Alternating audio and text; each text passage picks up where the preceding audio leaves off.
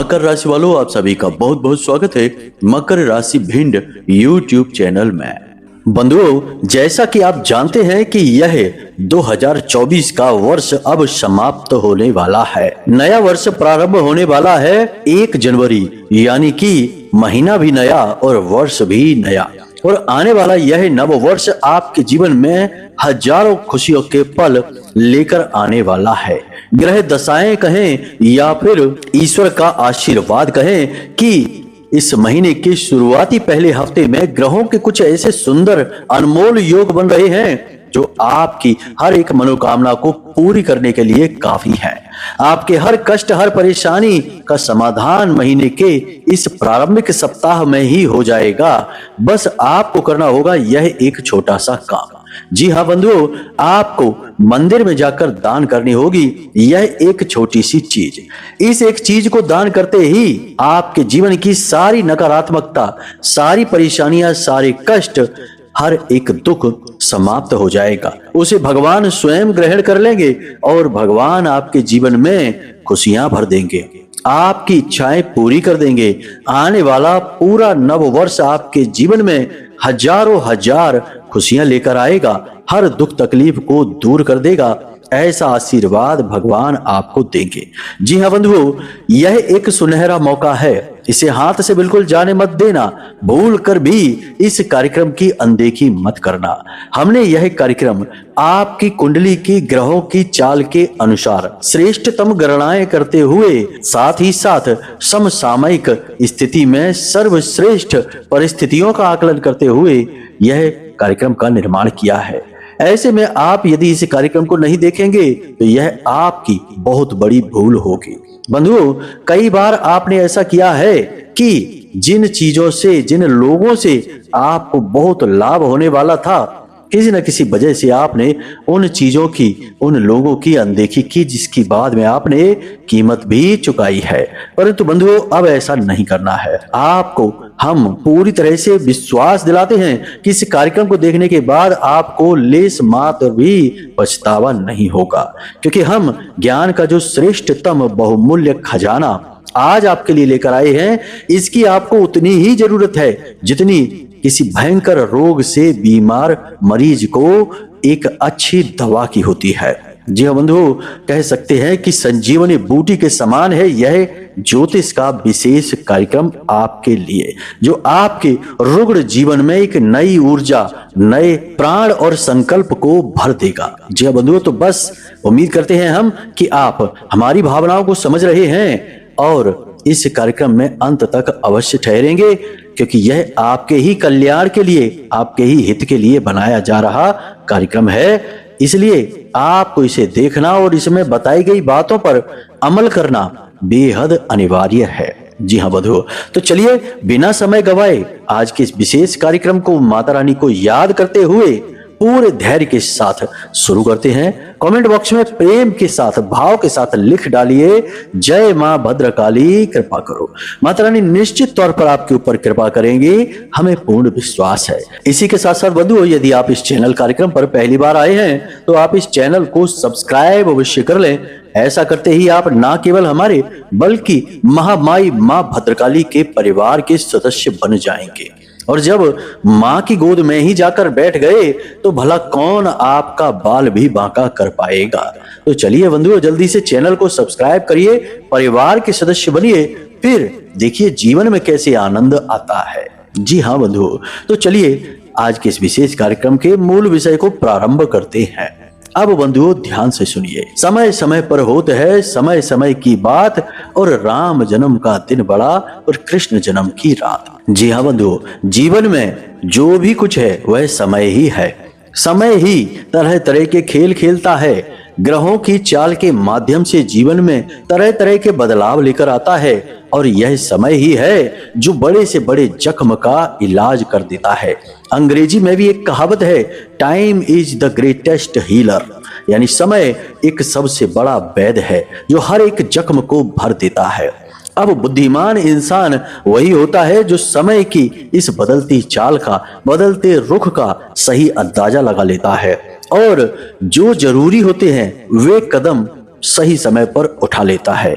ऐसा करते ही उसके जीवन में कल्याण की, भगवान की कृपा की, आशीर्वाद की शुरुआत हो जाती है और फिर हर एक इच्छा मनोकामना पूर्ण होने लगती है, दुख तकलीफों से मुक्ति प्राप्त होने लगती है। जी हाँ बंधुओं, तो अब यह जो नया वर्ष का समय है, इसमें बनने वाले शुभ ग्रह योगों की बात सुनिए, समझिए कि हम यह क्यों कह रहे हैं कि आपका शुभ समय, अच्छा समय आने वाला है। सबसे पहला तो यह कि आपकी कुंडली में शनि और शुक्र की युति बनी हुई है, जो अत्यंत लाभदायक है। शनि और शुक्र परम मित्र हैं और जब मित्र मिलते हैं तो कुछ अच्छा ही करते हैं, गलत नहीं।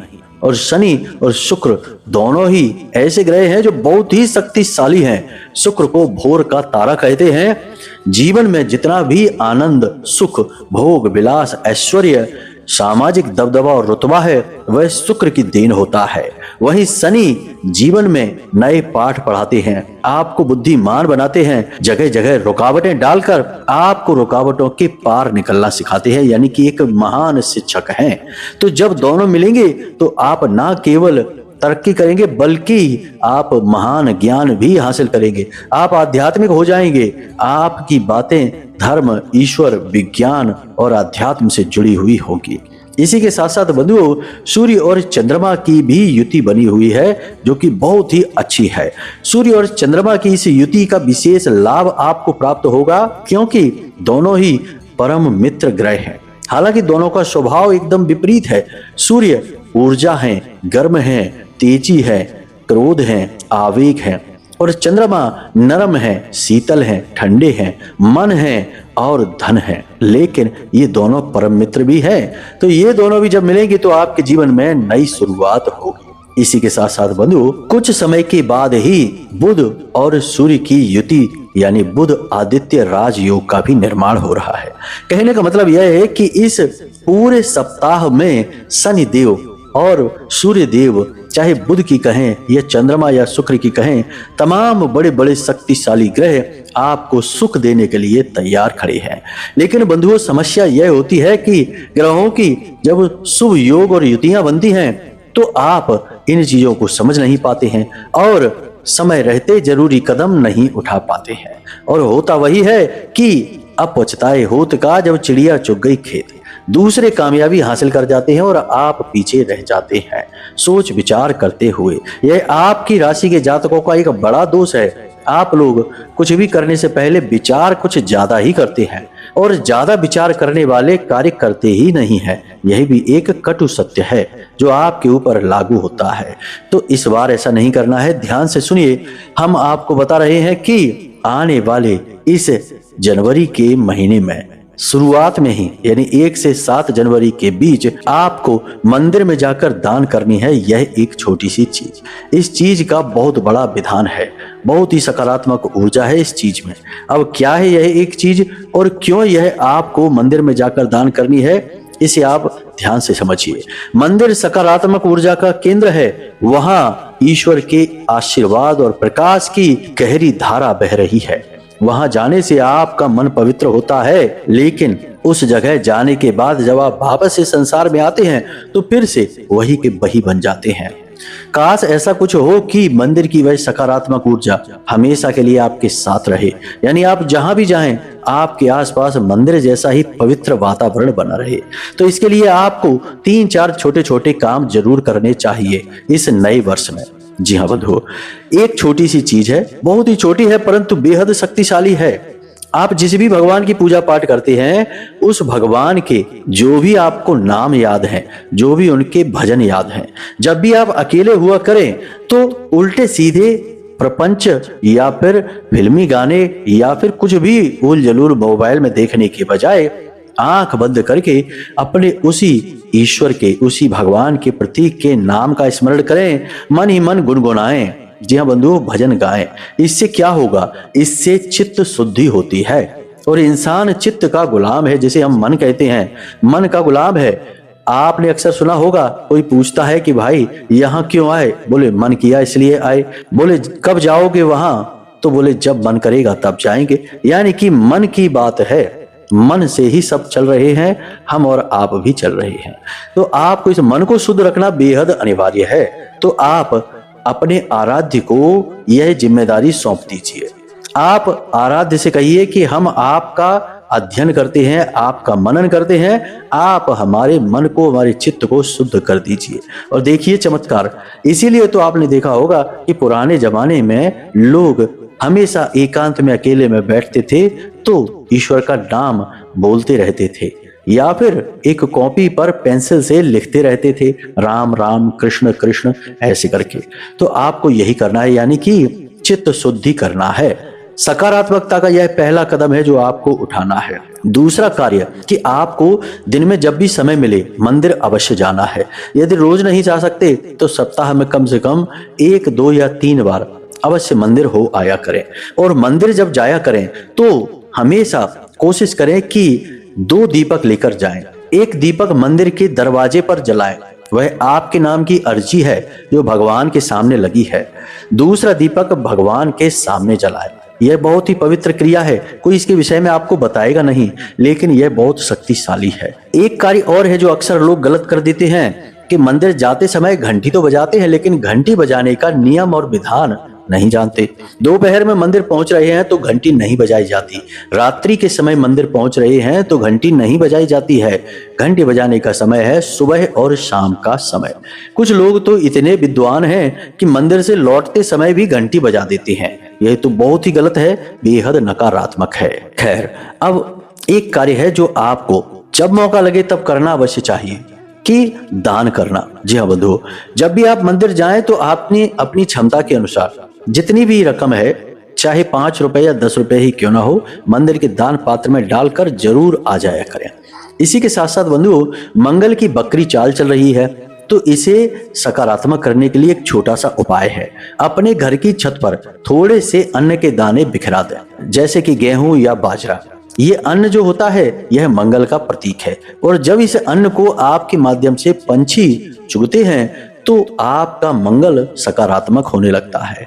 हालांकि इस समय मंगल पूर्ण नकारात्मक नहीं है, फिर भी बकरी हैं और नीच राशि में गोचर कर रहे हैं, इसलिए यह उपाय आपको अवश्य करना चाहिए। एक छोटी सी क्रिया है जिसे आपको नित्य दोहरानी चाहिए, लगातार दोहरानी चाहिए कि जब भी आप घर से बाहर निकलें किसी कार्य को करने के लिए तो अपने माँ और पिता के पैर छूकर ही घर से निकलें। आपको निश्चित सफलता प्राप्त होगी। आपके माता और पिता आपके सूर्य और चंद्र हैं, यह आपको 100% कामयाब बनाएंगे। अब यदि आप पैर छूने में प्रतिदिन संकोच करते हैं कि नई क्रिया है तो बस आवाज लगाकर कह दीजिए कि माँ हम काम पर जा रहे हैं, इस तरह बताकर जाइए। यह भी बहुत ही शुभ होता है। बचपन में आपने देखा होगा कि जब आप छोटे थे, याद करके देखिए कि जब आप छोटे थे तो खेलने जाते थे तो माँ को बताकर जाते थे। ऐसा करने से माँ का आशीर्वाद अपने आप आपके साथ हो जाता है। तो यह क्रिया आप करिए। ये छोटे छोटे कार्य अवश्य हैं बंधुओं, लेकिन इनके प्रभाव बहुत बड़े होते हैं। हम चाहते हैं कि आने वाला समय ग्रहों की अनुकूल स्थितियां लेकर तो आया है, परंतु आप उनका पूरा लाभ ले पाएंगे या नहीं ले पाएंगे, इस बात में हमें शक है। इसलिए हम आपको ये छोटी छोटी बातें भी बता रहे हैं। हो सकता है इनमें कुछ बातें आप जानते हो सकता है ना जानते हो। तो जिन्हें जानते हैं उन्हें छोड़ देना, जिन्हें नहीं जानते हैं उन बातों को अपना लेना। 2 कार्य और हैं जो आपको जरूर करने हैं इस नए वर्ष में। पहला, अपने घर की छत को अच्छी तरह से साफ कर देना है। वहां सड़ी हुई गीली पुरानी लकड़ी, जंग खाया हुआ लोहा, टूटा हुआ फर्नीचर, कबाड़ का कोई सामान होना ही नहीं चाहिए। यदि है उसे हटा दीजिए। छत को बिल्कुल साफ सुथरा रखिए, वह आपके घर का राहु क्षेत्र है। इसी प्रकार आपके घर के जो टॉयलेट हैं उन्हें भी साफ सुथरा रखिए। कैसी भी गंदगी वहां नहीं होनी चाहिए, वह भी राहु स्थान है। इसी प्रकार आपके घर की दहलीज का पत्थर है वह गहराई में है, यानी कि दहलीज नीचे जमीन में दबी हुई है तो उसे ऊपर उठा दीजिए। उसमें एक नया पत्थर रख दीजिए, थोड़ा बहुत उसमें सीमेंट वगैरह भर दीजिए, इससे वह ऊंची हो जाएगी। दहलीज घर की हमेशा थोड़ी ऊंची होनी चाहिए, इससे घर का राहु संतुलित रहता है, वास्तु संतुलित रहता है। टूटी फूटी दहलीज, जमीन में नीचे दबी हुई दहलीज राहु के नकारात्मक प्रभाव को बढ़ा देती है। ये कार्य आपको अवश्य करने हैं। इन छोटे छोटे कार्यों को करने से आपको बहुत ही लाभ प्राप्त होगा। ग्रहों की चाल का आपके जीवन में सकारात्मक परिवर्तन आपको महसूस होंगे। तो ये तो छोटी छोटी बातें हैं जिन्हें आप अब करेंगे ही, क्योंकि आपको अब इनके बारे में अंदाजा लग ही गया है। अब हम आपको बताने जा रहे हैं उस एक छोटी सी चीज के बारे में जिन्हें आपको जनवरी के इस महीने में 1 से 7 जनवरी के बीच मंदिर में जाकर दान करना है। तो बंधुओं, इस क्रिया को आप 1 से लेके 7 जनवरी के बीच कभी भी कर सकते हैं। कोई ऐसी परेशानी नहीं है, कोई विशेष दिन नहीं है इसका। यह कुछ ग्रहों को समर्पित है। इसके लिए आपको 2-3 चीजों की आवश्यकता रहेगी। पहली कि चावल की बहुत ही स्वादिष्ट सी अच्छी सी आप खीर बनाइए। जी हाँ बंधुओं, खीर बनने के बाद उसमें थोड़ा सा गुलाब जल डाल देना है। गुलाब जल अच्छी क्वालिटी का होना चाहिए, केमिकल वगैरह उसमें ना हो। थोड़ा सा उसमें गुलाब जल डाल दीजिए ताकि वह सुगंधित हो उठे। गुलाब जल का संबंध शुक्र से है, माँ लक्ष्मी से है, इसलिए आपको यह डालना है। अब आपको लेने हैं केले। जी हाँ बंधुओं, कुछ केले आपको लेने हैं। अब आपको 1 जनवरी को मंदिर जाना है। मंदिर में आपको यह खीर भगवान को समर्पित करनी है। याद रखना कि आपको हनुमान जी के मंदिर में जाना है और यह खीर राम दरबार में समर्पित करनी है। राम दरबार में कटोरा भर के आप खीर लेकर जाएंगे और उनके चरणों में यानी प्रभु के चरणों में यह खीर का कटोरा रख देंगे। इसी के साथ साथ केले लेकर आप गए हैं, उन्हें आप हनुमान जी को समर्पित करेंगे। अब चाहे आप प्रभु श्री राम के पास जाएं या हनुमान जी के पास जाएं या फिर किसी अन्य देवी देवता के पास ही क्यों न चले जाएं, वैसे तो कोई भेद नहीं है। हमारे शास्त्र कहते हैं कि सब अंत में एक रूप ही है और एक ही ईश्वरीय शक्ति के अलग अलग प्रतीक हैं। परंतु हम आपको इसलिए कह रहे हैं कि प्रभु श्री राम और हनुमान जी कुछ विशेष लगाव रखते हैं मानव से जो मृत्यु लोक में रह रहे हैं, हमसे और आपसे। हनुमान जी को तो चिरंजीवियों में शामिल रखा जाता है, यानी कि अभी तक हनुमान जी सशरीर इस संसार में मौजूद हैं और प्रभु श्री राम उनके हृदय में वास करते हैं। इसलिए यह उपाय हनुमान जी के मंदिर में किया जाए तो अत्यंत आवश्यक है, बहुत फलदायी है। अब ध्यान से सुनिए, जो खीर आप लेकर गए हैं वह शुक्र की सूचक है, शनि की सूचक है, प्रभु श्री राम के चरणों में रखी गई है। तो आपका शुक्र और शनि दोनों बहुत ही प्रबल और सकारात्मक हो जाएंगे। इसी के साथ साथ आपने उसमें थोड़ा सा गुलाब जल डाला है जिससे कि माता लक्ष्मी की भी विशेष कृपा आपके ऊपर हो जाएगी। इसी के साथ साथ आपने जो केले हनुमान जी को चढ़ाए हैं वह मंगल का प्रतीक है। यानी कि केले तो वैसे बुध का प्रतीक होते हैं, परंतु आपने हनुमान जी को चढ़ा दिए हैं और हनुमान जी मंगल के अधिपति हैं, यानी उसके मालिक हैं और मंगल अभी नीच के हैं, बकरी चाल चल रही हैं। तो ऐसे में आपने हनुमान जी को केले चढ़ा दिए तो एक तरफ तो आपका बुध ठीक हो गया, दूसरी तरफ मंगल भी आपके अनुकूल हो गया क्योंकि आपने हनुमान जी को केले चढ़ाए हैं। यानी कि मंगल के मालिक को आपने प्रसन्न कर लिया तो मंगल आपको हानि कैसे पहुंचाएगा। इधर आपने शुक्र शनि और मां लक्ष्मी को एक साथ प्रसन्न कर लिया। साल की शुरुआत में यानी 1 से 7 जनवरी के बीच इस उपाय को यदि कर दिया जाए, केवल इन्हें दान करना है, तो जातक को 100% कामयाबी मिलेगी। दुनिया की कोई ताकत रोक ही नहीं सकती है उसे कामयाब होने से। अब इन सामग्रियों को आपने मंदिर में दान तो किया, लेकिन इसके बाद क्या करना है इसे भी ध्यान से समझिए। इनमें से खीर और केले कुछ भी आपको अपने घर लेकर नहीं आना है। इन्हें आपको प्रसाद के रूप में मंदिर के बाहर भिखारियों को, बच्चों को और मंदिर आने जाने वालों को बांट देना है। भिखारियों को आप खीर भी बांटें और केले भी बांटें। इससे आपका जो नकारात्मक प्रभाव है, यानी आपके ऊपर जो ग्रहों की नकारात्मक स्थितियां हैं, कोई नकारात्मक ऊर्जा है या फिर कोई क्रिया वगैरह करवाई गई है, उसका प्रभाव तुरंत शांत हो जाएगा। बंधुओं, एक बहुत ही अजीब सी बात है जो हमने खुद अपने अनुभवों से हासिल की है, सीखी है और शास्त्रों में भी कहीं कहीं पर मिलता है इसका उल्लेख कि मंदिर जब हम जाते हैं और मंदिर के बाहर कुछ भिखारी बैठी होती हैं। लोगों को जब भी ग्रहों से पीड़ाएं होती हैं, किसी भी प्रकार के कष्ट होते हैं, तो लोग अपने कष्टों को दूर करने के लिए तरह तरह की चीजें मंदिर में जाकर इन भिखारियों को दान स्वरूप में दे देते हैं। और ये भिखारी जो हैं, ये उन चीजों को बड़े चाव से प्रयोग कर लेते हैं। आपके दिए हुए कपड़े पहन लेंगे, आपके दिए हुए जूते पहन लेंगे, आपका शनि तो ठीक हो जाएगा, लेकिन इनका क्या?